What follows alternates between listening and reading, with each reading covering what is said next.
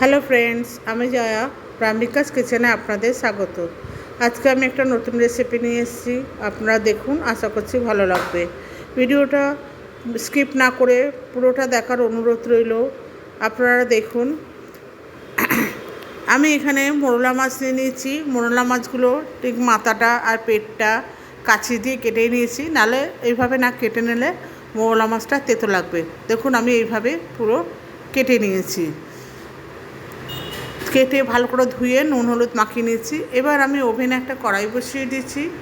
কড়াইতে কিছুটা তেল দিয়ে দিয়েছি, দিয়ে তেলটা গরম করতে দিয়েছি। তেলটা একটুখানি গরম হয়ে গেছে। এবার আমি এটাকে খুন্তি দিয়ে ভালো করে ঘুরিয়ে নাড়িয়ে দিলাম। দিয়ে এবার এখানে আমি মোরলা মাছগুলো দিয়ে দেবো। দিয়ে আমি একটু লাল লাল করে ভেজে নেব। এটা কাঁচাও রান্না করা যায়, এর আগে আমি কাঁচা রান্না করে দেখিয়েছি। এখানে আমি এবার ভেজে রান্না করে দেখাচ্ছি। ভালো করে আমি লাল লাল করে ভেজে নিচ্ছি। ভাজা হয়ে গেছে, মাছগুলোকে আমি এবার তুলে নিচ্ছি। একটা পাত্রে আমি তুলে নিলাম এবং বাকি যেটা আছে আমি সেটাও দিয়ে ভালো করে ভেজে নিচ্ছি। সবকটা মাছ এইভাবে ভেজে নেব। নতুন বন্ধুরা যারা আছেন, আমার চ্যানেলটাকে যদি সাবস্ক্রাইব না করে থাকেন, তাহলে আপনাদের কাছে আমার চ্যানেলটা সাবস্ক্রাইব করার অনুরোধ রইল এবং পাশে থাকা বেল আইকনটা অতি অবশ্যই প্রেস করবেন, কারণ আমি যখন কোনো নতুন ভিডিও আপলোড করব সবার প্রথম আপনাদের কাছে পৌঁছায়। এবং ভিডিওটা ভালো লাগলে অতি অবশ্যই লাইক শেয়ার কমেন্টস করবেন। আর পুরনো বন্ধু আছেন, তাদেরকে আমার বলার কিছু নেই। আপনারা এতদিন যেভাবে পাশে আছেন ঠিক সেইভাবেই পাশে থাকবেন। আপনাদের এই পাশে থাকার জন্য আমি আপনাদের কাছে অত্যন্ত কৃতজ্ঞ। চলুন তাহলে আগের স্টেপে যাওয়া যাক। এবার আমি মাছগুলোকে পুরো মাছগুলো ভেজে আমি নামিয়ে নিচ্ছি একটা পাত্রে। সব মাছগুলো আমার ভাজা হয়ে গেছে। এবার ওই একই কড়াইতে আমি দিয়ে দেবো কিছুটা কালো জিরে। আমি দিচ্ছি কালো জিরে ফোড়ন হিসাবে দিয়ে দিলাম। আমি হাফ চামচের মতো কালো জিরে দিয়েছি দুবারে, ওই জন্য দুবার, প্রথমবারে দেখাতে ভুলে গেছিলাম। এবার আমি কিছুটা গ্রেট করা আদা দিয়ে দিলাম। দিয়ে দুটোকে আমি ভালো করে ভেজে নেব, যাতে আদার গন্ধটা চলে যায়।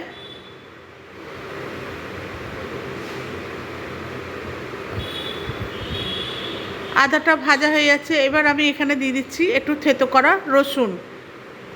2-3 কোয়া রসুন দিয়েছি। আপনারা রসুনটা চাইলেও দিতে পারেন, না চাইলে না দিতে পারেন, স্কিপ করতে পারেন। এই দুটোকে আমি একসাথে ভালো করে ভেজে নিচ্ছি। এবার আমি এখানে দিয়ে দেবো 2-3টে কাঁচা লঙ্কা অর্ধেক কেটে কুচো করে এটা দিয়েছি।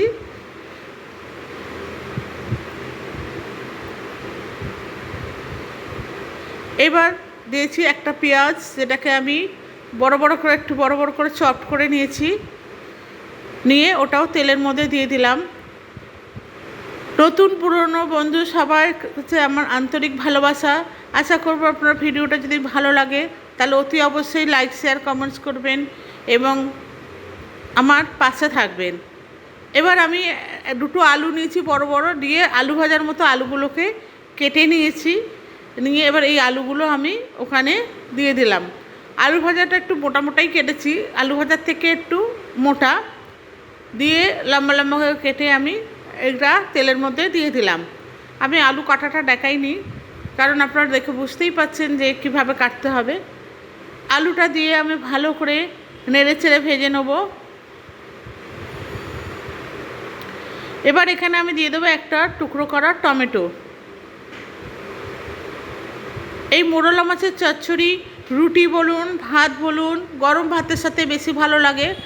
দিয়ে এটা ঘরে আপনারা বানাবেন, বানিয়ে বলবেন কেমন লাগলো। আমার কমেন্টস বক্সে অতি অবশ্যই জানাবেন। গরম ভাতের সাথে খুবই ভালো লাগে এবং অত্যন্ত সুস্বাদু।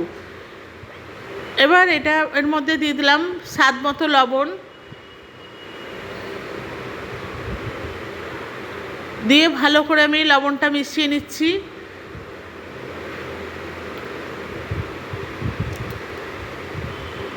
লবণ মিশিয়ে ভাজা হয়ে গেছে। এবার আমি দিয়ে দিচ্ছি হাফ চা চামচের মতো ধনে গুঁড়ো আর হাফ চা চামচের মতো জিরে গুঁড়ো। জিরে আর ধনে দিয়ে দিয়ে একটুখানি জল দিয়ে দেবো যাতে এই মশলাটা ভালোভাবে ভাজা যায়।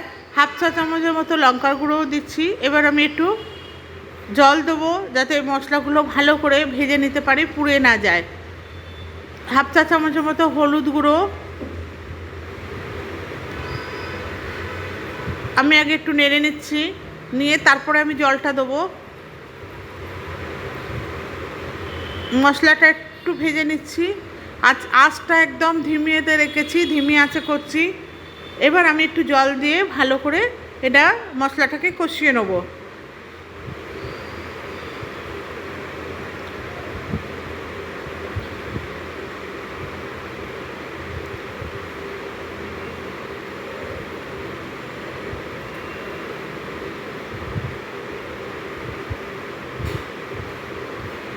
ভালো করে কষানো হয়ে গেছে।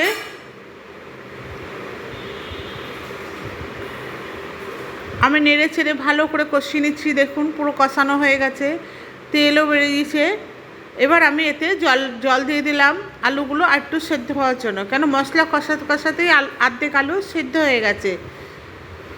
এই মোরলা মাছের চচ্চড়িটা খেতে অত্যন্ত সুস্বাদু হয়। আমি 1.5 কাপের মতো জল দিয়েছি, মানে প্রায় 200 থেকে 250 ml মতো জল। এবার আমি একটা ঢাকনা দিয়ে ঢেকে দিলাম। ঢাকনাটা খুলে ওটা ফুটে গেছে তরকারিটা।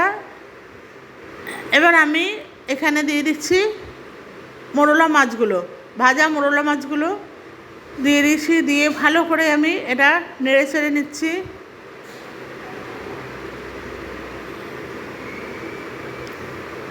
এবার এখানে আমি আবার ঢাকনা দিয়ে ঢেকে দেবো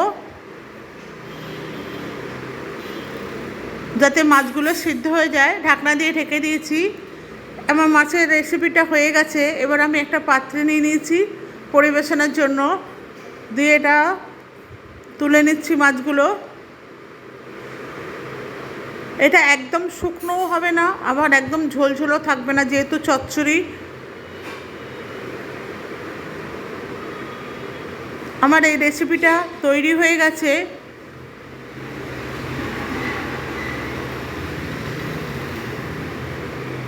এবার ওপর থেকে আমি গার্নিশের জন্য ধনেপাতা দিয়ে দিচ্ছি।